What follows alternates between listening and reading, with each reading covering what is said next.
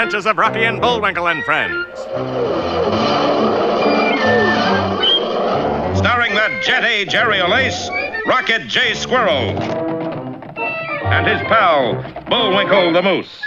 Hi, glad to see you again. Likewise. We got some great things on the show today. Like what? Like what? Well, you ought to know, Bullwinkle. You're in some of them. Well, let's get started.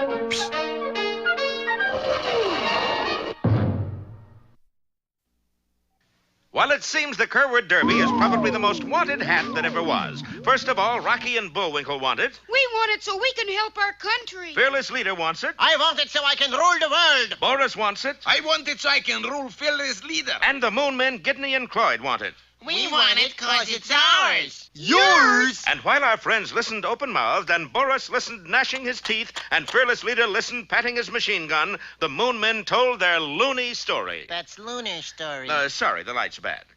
It seems that on the moon there was once a very stupid, ignorant prince named Nosmo. Not me, you idiot. Him. Daddy, play hide and go seek with me. All right, Nosmo. I'll hide and you count to 5. I always get the hard part. 1, 2, right here's what gets tough. 2. I've got to do something, Lyndon. Why not go for the wizard? Good idea. Oh, Mr. Kerwood. Sorry to be late. The lights was against me. Oh, wizard, you must do something about my son. It's a little late now, isn't it? Hmm? I mean, he's kind of big to get rid of now. People would talk. No. I just want Nosmo to be a good ruler. Oh, why don't you say so? I just say the magic word, Menominee, Michigan, and there you are.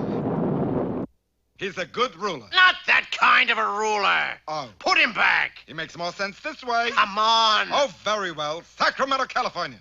3, Try 4. gee, thanks. 4, 2, 3, Mr. Kerwood, I want you to make Nosmo intelligent. You must be joking. No. He's going to be king someday. He must be smart.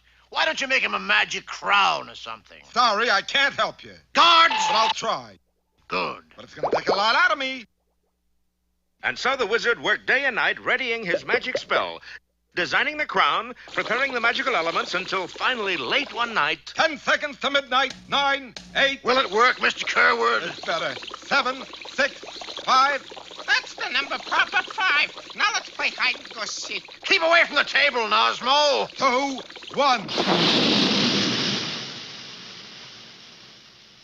Well, when the smoke cleared away, everybody seemed unharmed except Mr. Kerwood, who said, I told you this was going to take a lot out of me. but instead of a crown, on the table was the Kerwood Derby. Not much for looks, is it? No, but put it on anyway, Nosmo. All right. Now, can you count up to 5? Of course, Peter, but I'd rather discuss electron distribution and spectrohelic magnetic field. Kerwood, you did it! He's smart! Yeah. Name your price, you can have anything. Anything? Anything! Okay. You know where I can get some lifts for these shoes? And so King Nosmo has worn the Kerwood Derby ever since. Yeah, but what's it doing down here? King Nosmo lent it to us to make our first trip here. And Cloyd forgot it. I left it under a theater seat in St. Louis. How come? We were watching an out-of-town tryout. It was so bad. We had to leave quickly. Well, it's finders keepers, I always say. Right, boys? All together, right. But our heroes remained silent. What's the matter? You don't believe in togetherness? No, 'cause it's really their hat. Details, always details. Now, let's go in and see the president. But as Rocky reached for the doorknob, Fearless Leader reached for the trigger. Oh, don't miss our next episode, Flying Bullets or a Cartridge in a Pear Tree.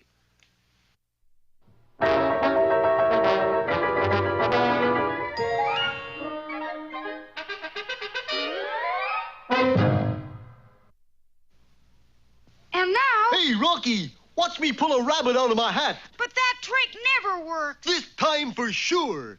Presto! Well, I'm getting close. And now it's time for another special feature.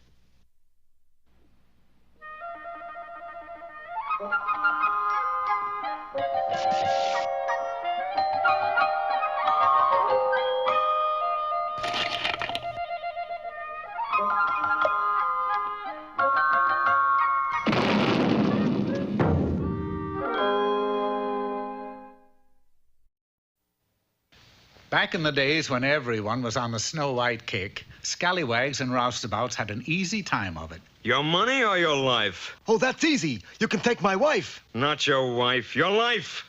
It's funnier my way, but take my purse. Statistics showed that crime was rampant, especially in a tiny kingdom known as Easy Pickens. The people there used to set their watches by the number of robberies that occurred. What time do you have? Let me see. The blacksmith is being held up, so it must be 11:15. This might have gone on indefinitely had it not been for the arrival of a jolly gentleman on a black donkey whose name was Mule. Mule. His name was Schuyler Sugg, and his hobby was preventing crime. Your money or your wife? Lady appeared as if by magic, and the robber was thwarted. What's more, Mr. Sugg spent the next 7 days in wielding his shillelagh in the cause of justice. Citizens of Easy Pickens, we owe a great deal to Schuyler Sugg. It comes to $43.12. He has not only cleaned out the town, but he's cleaned out the town treasury. Sugg opened a tiny but adequate detective agency and proceeded to solve any and all mysteries. I lost my pet cow, Mr. Sugg. You'll find him inside the counter at the butcher's store at 89 cents a pound. He's on special, too. Somebody's been stealing eggs from our chicken house, Mr. Sugg. Oh, sorry, I didn't see you eating your breakfast. Be with you as soon as I finish these coddled eggs. And there's no doubt of it, fellow villagers. Schuyler Sugg is our man of the year. Yay! I don't know what to say, Mr. Mayor. Yay! That's when the trouble started.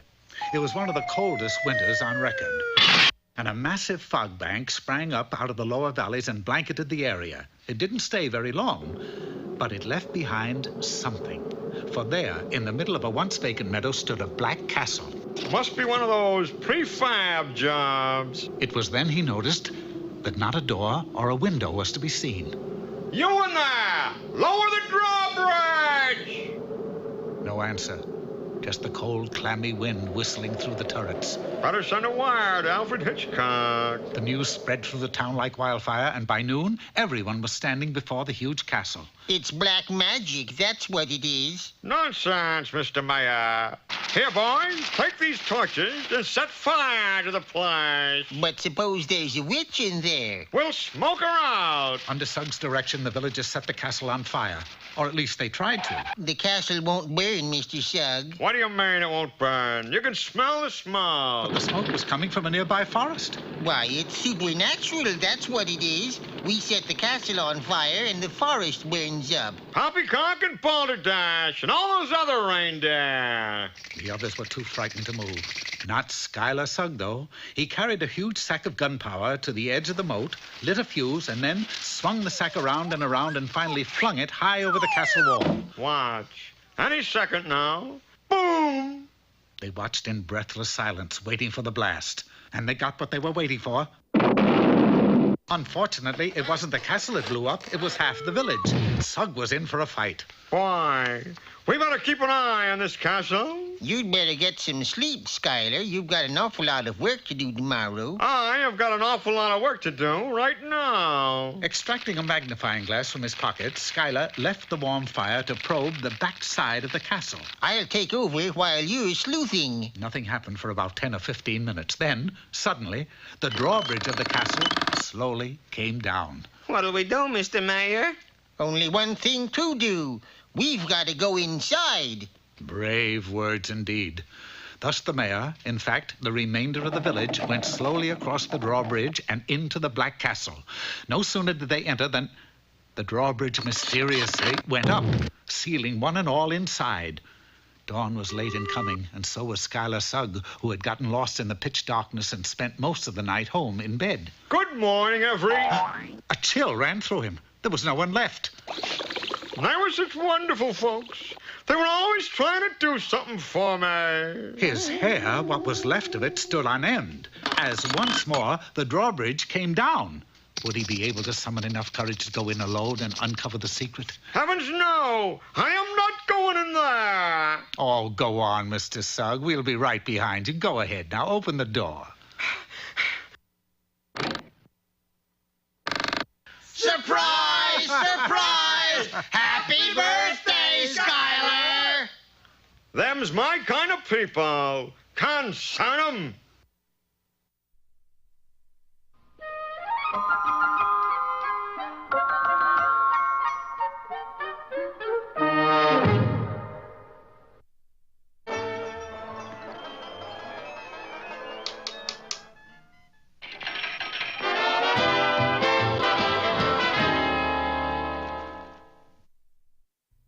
And now for the cultural part of our program, we bring you Bullwinkle's Corner with that moose of letters, Bullwinkle. Hello there. Today's poem is from Mother Moose. Mother Goose. Goose? Must be a misprint.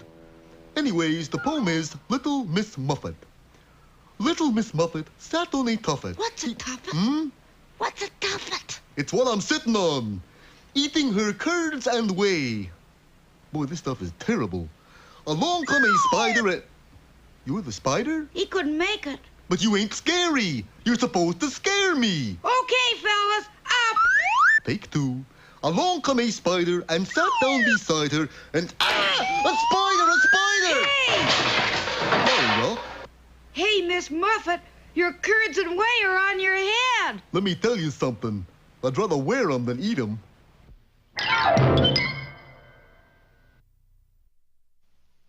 That's a pretty strange-looking painting, Bullwinkle. I just paint what I see. Well, what do you see? This is what I see.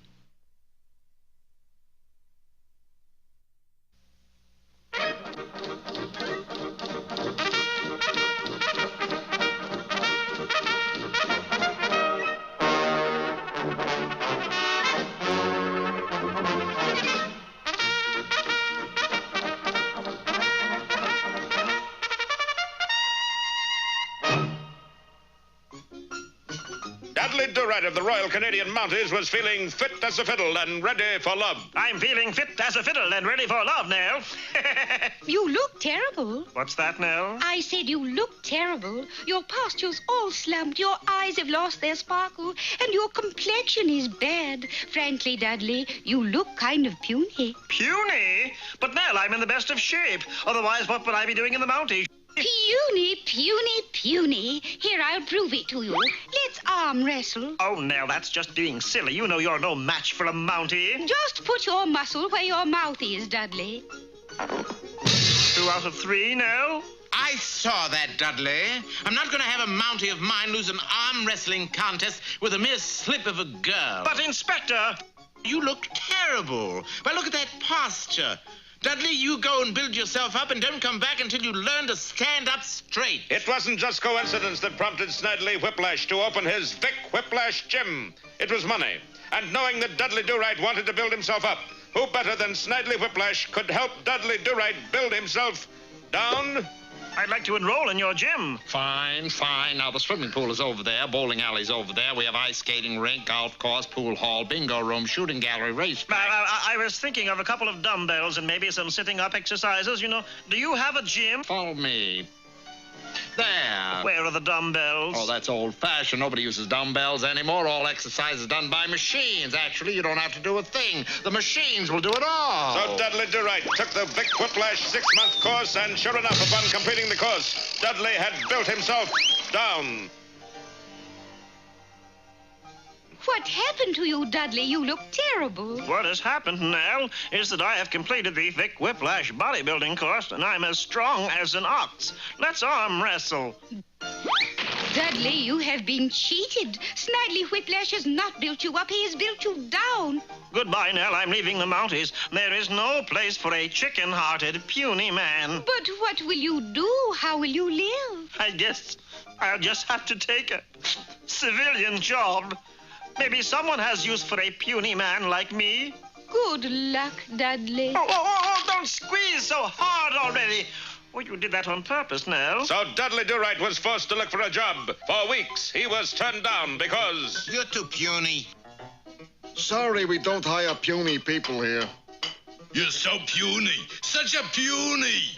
Then I don't get the job? I never saw such a puny. Then all at once, Dudley's luck changed. Dudley Do-Right, eh? All right, Do-Right, the job's yours. You know our quota, 20 trees a day. Think you can handle it? Oh, yes, sir. When Dudley was finally able to get the axe off the ground, he started to work with enthusiasm. And in 4 weeks' time, Dudley's muscles turned to steel. Dudley Do-Right was building himself up. Timber! Why, you're strong as an ox. No, ma'am, I'm puny. Poor Dudley didn't realize that he was building himself up. He still thought of himself as puny. Then one day, by mere accident, Dudley happened to run into Nell Fenwick. Don't touch me, you brute. Just because you have all those muscles, don't think you can have your way with a girl like me. Why, Dudley, is that you? Yes, Dudley Do-Right, your faithful puny friend.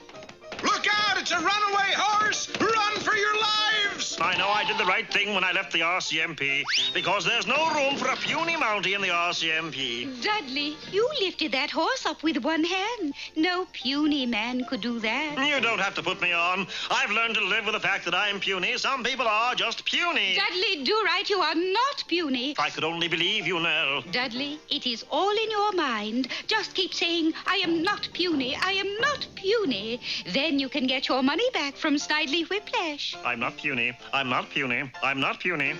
I'm not puny. I'm not puny. I'm not puny. It's good to have you back, Dudley. I can't for the life of me think why I thought you were puny. It's understandable, sir. It all started when Nell and I were arm wrestling like this. Here, you see, we both gripped hands and... I saw that, Dudley. I'm not puny. I'm not puny. I'm not puny.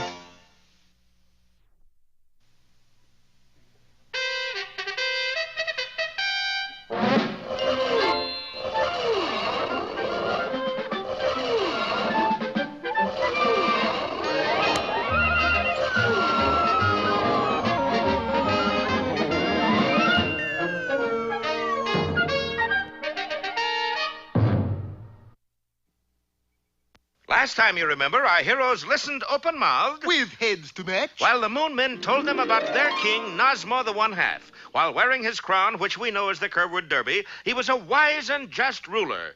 Of the Moon Men, by the Moon Men, and for the Moon Men. But without the Derby, he was a dreadful lame brain. Go on, Your Majesty. It was a great fight. I'll be right home, Mom. Unfortunately, Gidney and Cloyd were allowed to wear the hat on their first Earth trip. And we lost it. But we found it. And finders keepers, losers weepers, right? Right. Wrong. Wrong. Bullwinkle, it's really their hat. Well, why don't we just ask the president about it? He's just inside. And he was, only this was the president of the Liquidate Rocky and Bullwinkle Club, fearless leader. We can't go wrong asking the prez, Rocky. I guess not. Let's go in. But as Rocky's hand reached for the doorknob... The president? Oh, Cloyd, let's us go in first. First, how? Simple. We just fade out here and fade in here. Say, you're not the president. I can tell. But you won't. And fearless leader swung his weapon toward Gidney and fired. Gidney dropped to the... Now, wait a minute. You're not hurt. I wasn't hit, that's why. But somebody fired. It was me. Fastest scrooch gun in the West. Yes, fearless leader was now frozen into position and couldn't move a muscle. Hey, fade out. They're coming in. And so our heroes entered. Okay, let them have it. Let us have what? Shoot. Let us have what, Mr. Backslap? Well, the 21-gun salute. What else? You fellas are big time, you know. And now they're not going to do it, huh? Well, it's part of the economy drive. Those 21-gun salutes cost a pretty penny, you know. Anybody ever see an ugly penny? But who's this? He's the president's special guard. Boy, he sure is well trained. He doesn't move a muscle. Not till 10 o'clock, anyway. Should we tell him now, Gidney? No use worrying them, Cloyd. Let's just keep an eye on that backslap fellow. Through here is president's office. Oh, boy. Now, when I open the door, you bow real low like this. Like this? No, your package is in the way. Here, let me hold it for you. That's mighty thoughty. Ready now? Ready. And Boris swung the door wide. Ta-da! Howdy, Mr. Blue. And our heroes plummeted downward. You know, for a president, he's quite a prankster. Bullwinkle! Maybe he is a little young for the job. Bullwinkle, we've been hoodwinked. Yeah, he sure winks a mean hood, too. Bullwinkle, the president wasn't even there. Oh, that's all right, then. Not quite, for at that moment our heroes plunged into the murky waters of the Potomac River. Meanwhile, in the house above them, Boris was triumphant. I got it.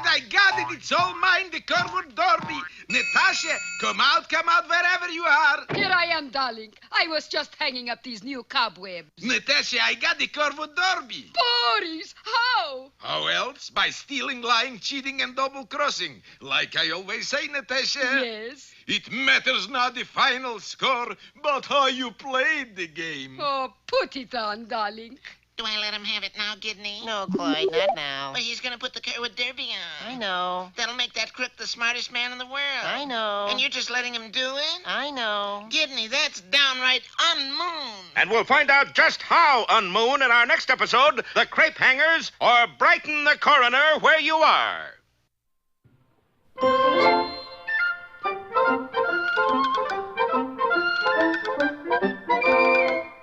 Well, I guess that about wraps up another Rocky show. Certainly hope you enjoyed it. I did. I always say... Bullwinkle, time for us to go. Already? Okay, but first, here are some of the people who made this show impossible.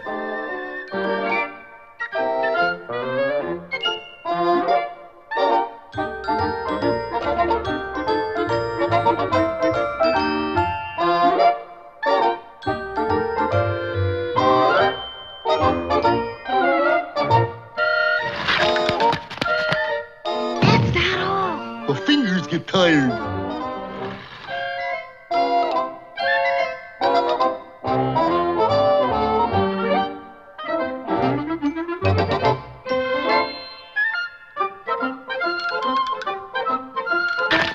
Oop! Got away from me again. Well, see you next time. Ready, Bullwinkle?